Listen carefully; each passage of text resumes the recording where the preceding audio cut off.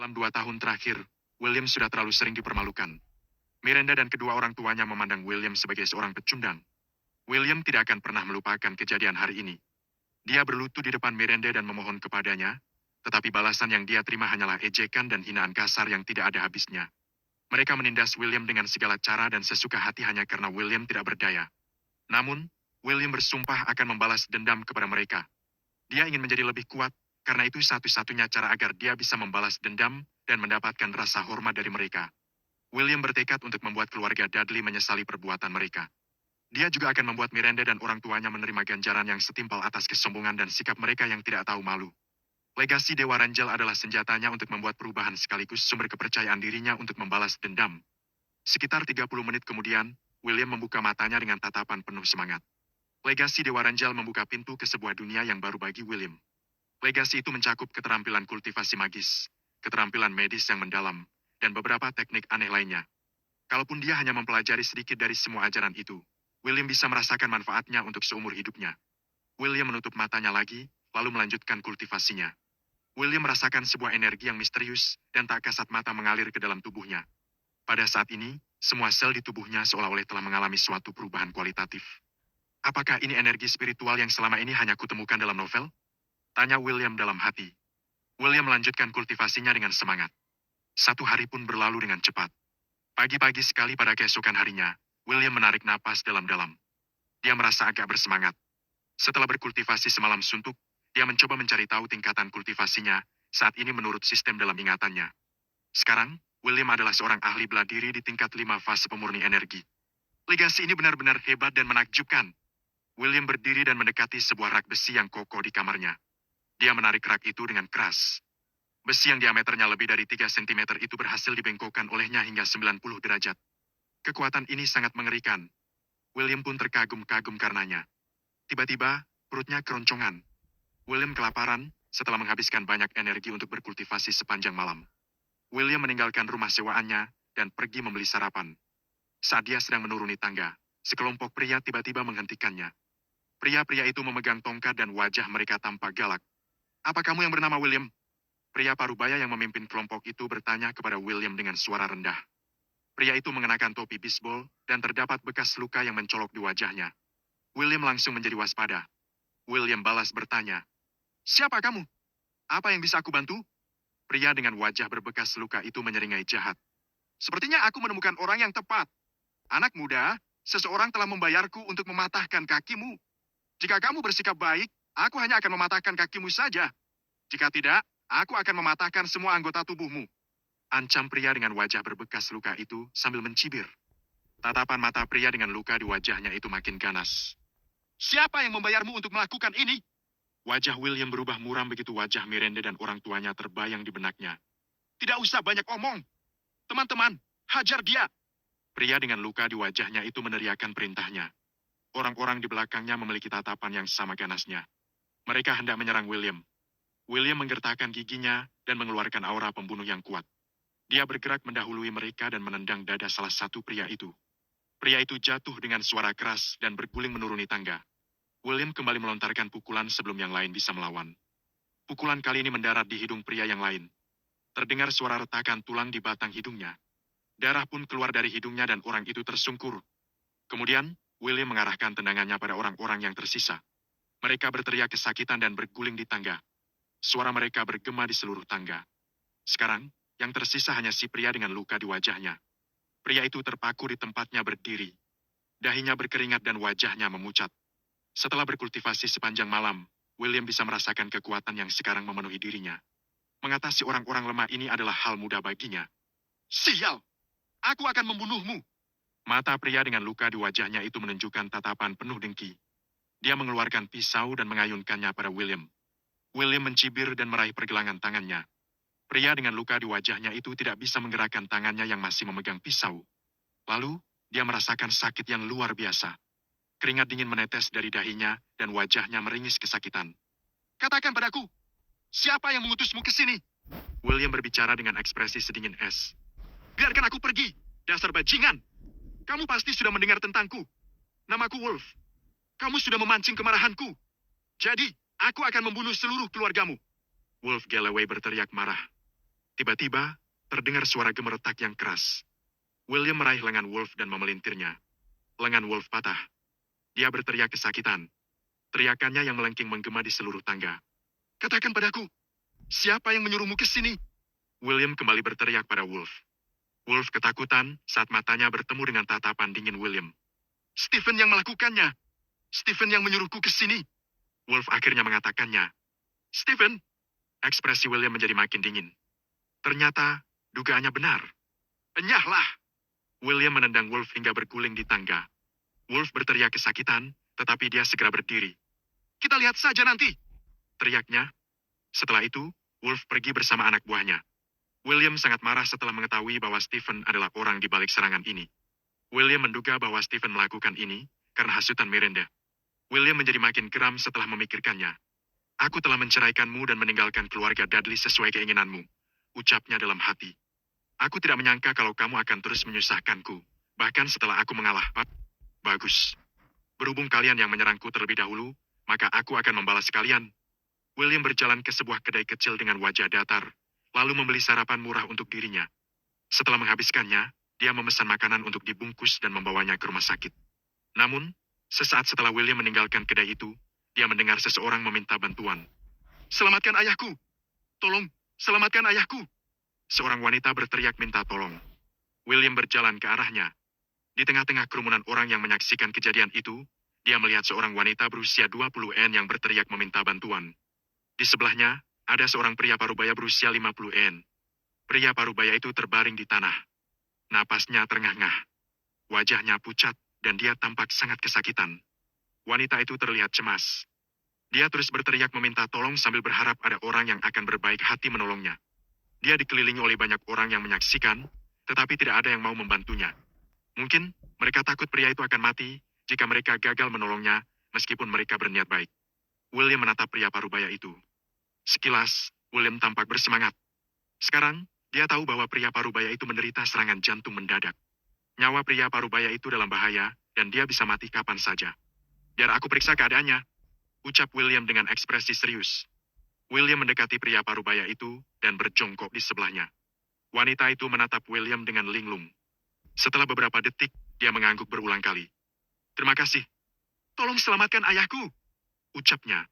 William melihat sekeliling, lalu berkata, tunggu di sini. Aku akan segera kembali. Kebetulan, ada sebuah klinik di dekat tempat itu. Dia membeli beberapa peralatan medis untuk pengobatan tradisional dan berlari meninggalkan klinik tanpa mengambil kembaliannya. Pria parubaya itu sekarat dan menyelamatkan nyawanya adalah hal yang jauh lebih penting saat ini. Bab 8 mereka tidak menghargainya. William kembali menghampiri pria parubaya itu dan mengeluarkan peralatan medis yang baru saja dibelinya. Apa yang kamu lakukan? Wanita itu menatap William dengan bingung. William tidak punya waktu untuk menjelaskan tindakannya pada wanita itu. Dia memasangkan peralatannya ke dahi pria parubaya itu. Berdasarkan apa yang telah dipelajari William, metode ini bisa merangsang vitalitas dan memiliki efek penyembuhan. Benar saja, begitu William mulai mengobati pria parubaya itu, ekspresi kesakitannya perlahan sirna dan wajahnya kembali merona. William hendak mengambil langkah selanjutnya. Namun, seorang pria tiba-tiba berjalan menembus kerumunan dan menepuk pergelangan tangan William dengan keras. Ekspresi William menjadi kesal. Apa yang kamu lakukan? Tanyanya dengan marah. Pria itu menatap William dan berkata dengan nada dingin. Bung, jangan memainkan tipuan konyol seperti ini di hadapan kami.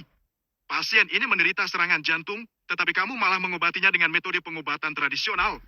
Apa yang akan kamu lakukan jika dia mati karena tipuanmu? William mengernyit. Sudah terlambat untuk membawanya ke rumah sakit. Dia akan mati jika aku tidak menanganinya sekarang juga. Pria itu mengabaikan William dan berkata kepada wanita itu. Nona, jangan biarkan pembohong ini menipumu. Zaman sekarang, semua orang tahu bahwa pengobatan tradisional hanyalah kebohongan belaka. Aku adalah dokter dari Rumah Sakit Pusat Gani.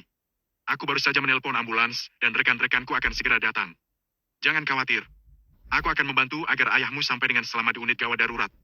Mata wanita itu berbinar-binar begitu mendengar bahwa pria di hadapannya adalah seorang dokter. Dokter, kamu harus menyelamatkan ayahku. Ayahku adalah Alfred Brewer. Jika kamu menyembuhkannya, aku akan memberikan 23 miliar rupiah kepadamu. Kehadiran dokter itu membawa secercah harapan bagi wanita itu. Dia memilih untuk mempercayai dokter itu ketimbang William. Dokter itu membatin, Alfred Brewer, 23 miliar rupiah. Dokter itu terkejut. Pantas saja wanita itu langsung menawarkan 23 miliar rupiah kepadanya. Ternyata, ayahnya adalah Alfred. Alfred adalah sosok yang terkenal. Dokter itu sangat senang. 23 miliar rupiah adalah jumlah yang sangat besar. Bahkan dia mungkin tidak akan bisa menghasilkan uang sebanyak itu seumur hidupnya. Setelah itu, pria yang menyebut dirinya dokter itu mengeluarkan sekantong kecil pil dari sakunya. Dia mendorong William menjauh. "Pergilah dari sini, pembohong terkutuk!" bentaknya. Lalu, dokter itu memasukkan sebuah pil ke dalam mulut pasien. William memperhatikannya dari samping. Dia merasa sangat kesal. William membantu seseorang murni karena kebaikan hatinya. Namun, jika mereka tidak menghargainya, dia tidak akan mempermalukan dirinya sendiri. "Nona, kamu tidak boleh melepaskan peralatan medis di dahi ayahmu apapun yang terjadi. Jika tidak, ayahmu akan mati," kata William. "Jangan bicara yang tidak-tidak. Aku akan memanggil polisi. Dasar pembohong," kata dokter itu. William mendengkus dan tidak mengatakan apa-apa lagi. Kemudian, dia mengendarai taksi ke rumah sakit. "Nona Brewer, jangan percaya apa yang dikatakan pembohong itu. Aku adalah seorang dokter profesional. Dengarkan aku." Dokter itu berpikir, berhubung pasiennya adalah Alfred, maka wanita ini pasti adalah putrinya, Gianna Brewer. Orang-orang bilang bahwa Gianna adalah salah satu dari 4 gadis tercantik di Kenny Barat. Sepertinya, ucapan mereka benar. Tiba-tiba, Gianna berkata, "Tunggu." Gianna mengakui bahwa keadaan ayahnya menjadi jauh lebih stabil setelah ditangani oleh William. "Kelihatannya dia bukan seorang pembohong," pikir Gianna.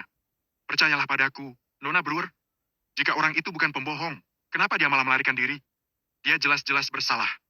Dia melarikan diri karena takut kalau polisi akan datang." Dokter itu mencibir. Dia yakin kalau William adalah seorang pembohong. Gianna merasa bahwa penjelasan itu masuk akal. Saat itu, ambulans pun akhirnya tiba. Tidak lama kemudian, mereka tiba di rumah sakit. Dokter kepala memeriksa Alfred dan mengerutkan keningnya. "Sudah berapa lama ini berlangsung?" "Sekitar 30 menit. Gianna menjawab dengan cemas. "Itu adalah waktu yang cukup panjang." Dokter kepala itu tertegun. Biasanya, pasien serangan jantung tidak bisa bertahan selama itu. Pada saat itu, dokter yang sebelumnya berada di tempat kejadian menghampiri mereka. "Tuan Koffel, aku hanya kebetulan lewat dan melakukan penanganan darurat untuk membantu pasien," ucapnya sambil tersenyum. Simon melirik dokter itu dan langsung mengenalinya. Dia seorang dokter magang yang baru saja lulus. Namanya Damien Cole. Simon berkata sambil tersenyum. "Kamu telah merawatnya dengan baik, Damien. Bahkan, aku tidak akan bisa berbuat apa-apa kepada pasien ini tanpa bantuan peralatan apapun. Omong-omong, bagaimana kamu melakukannya?" "Aku memasukkan sebuah pil penyelamat jantung yang bekerja cepat ke dalam mulutnya." Damien tersenyum bangga. Dia tidak menyangka kalau Simon akan mengapresiasi tindakannya. Simon tercengang. "Pil penyelamat jantung yang bekerja cepat?" Lalu, dia bertanya, "Kalau begitu, siapa yang meletakkan peralatan-peralatan medis ini di dahi pasien?" "Oh, tadi seorang penipu memasangkan peralatan-peralatan itu di kepala pasien. Aku hampir melupakannya." Begitu Damien selesai berbicara, dia mengulurkan tangannya dan melepaskan semua peralatan itu. "Hentikan!" Simon mengernyit dan berteriak pada Damien. Namun, sudah terlambat. Damien telah melepaskan semua peralatan medis itu. "Tidak!" teriak Simon. Alfred berteriak kesakitan. Alfred yang terbaring di ranjang rumah sakit mendadak pucat pasi. Keringat membasahi dahinya. Dia mencengkeram dadanya dan meringkuk kesakitan. Pemandangan itu membuat orang-orang di sekitarnya ketakutan. Damien kaget sekaligus bingung. Dia berpikir, Alfred barusan baik-baik saja. Namun, kenapa dia? "Ayah!" Gianna tampak sangat khawatir, tetapi dia tidak tahu harus berbuat apa. "Cepat, selamatkan dia!" Simon juga tampak cemas. Dia melakukan banyak tindakan untuk menyelamatkan Alfred. Dia melakukan resusitasi jantung paru, memberikan suntikan adrenalin. Namun, tidak ada satupun upayanya yang berhasil. "Bajingan! Kamu seharusnya tidak memberinya pil penyelamat jantung yang bekerja cepat. Apa kamu tidak tahu kalau memberikan obat itu kepada pasien dalam situasi seperti ini sama saja seperti meracuninya?" Simon berkeringat deras. Dia menunjuk Damien dan memakinya. Wajah Damien pucat dan keringat membanjiri kepalanya. "Aku tidak mengetahuinya, Tuan Koffel. Guruku tidak mengajarkan hal itu kepadaku." Damien sangat panik. "Dokter, apa yang terjadi pada ayahku? Kamu harus menyelamatkannya. Kumohon." Gianna tidak tahu harus bagaimana. Dia tidak menyangka kalau keadaan ayahnya akan makin parah setelah semua peralatan medis itu dilepas. Tiba-tiba, Gianna teringat pada ucapan William sebelum dia pergi. William memberitahunya bahwa ayahnya akan mati begitu semua peralatan medis itu dilepaskan dari dahinya. "Siapa yang menempelkan peralatan medis di dahi ayahmu tadi?" Simon bertanya kepada Gianna dengan suara tegas. Penipu itulah yang memasangnya. Tunggu, apa ini ada hubungannya dengan dia? Tanya Damien. Damien bingung. Bajingan, apa kamu tidak melihat kalau pasien bisa bertahan sampai tiba di rumah sakit berkat semua peralatan medis itu? Namun, kamu malah melepaskannya. Dengarkan aku. Jika Tuan Bloor mati, kamu tidak akan punya masa depan. Simon berteriak pada Damien dengan marah. Dia tidak menyangka kalau Damien begitu bodoh. Damien benar-benar ketakutan. Akhirnya, dia menyadari kebenarannya. Dia sadar bahwa William bukan seorang penipu. Ini semua salahmu. Jika bukan karena kamu, ayahku akan baik-baik saja. Dasar dokter gadungan. Kamu mencelakai ayahku. Jika terjadi sesuatu padanya, keluargaku akan membuat hidupmu seperti di neraka. Sebaiknya kamu berdoa agar ayahku tetap hidup. Kalau tidak, aku akan menguburmu bersamanya. Wajah Gianna merengut marah seraya dia menunjuk-nunjuk Damien dan mengutuknya. Damien sangat takut sampai-sampai kakinya terasa lemas. Pria yang terbaring di tempat tidur adalah Alfred, seseorang yang hebat dan terkenal. Damien akan binasa jika Alfred mati. Kemarahan keluarga Brewer bukanlah sesuatu yang bisa dia tanggung. Damien berpikir, tidak, aku harus menemukan orang itu sekarang juga. Hanya dia yang bisa menyelamatkanku. Namun, ada banyak orang di luar sana. Di mana aku bisa menemukannya? Bab 9.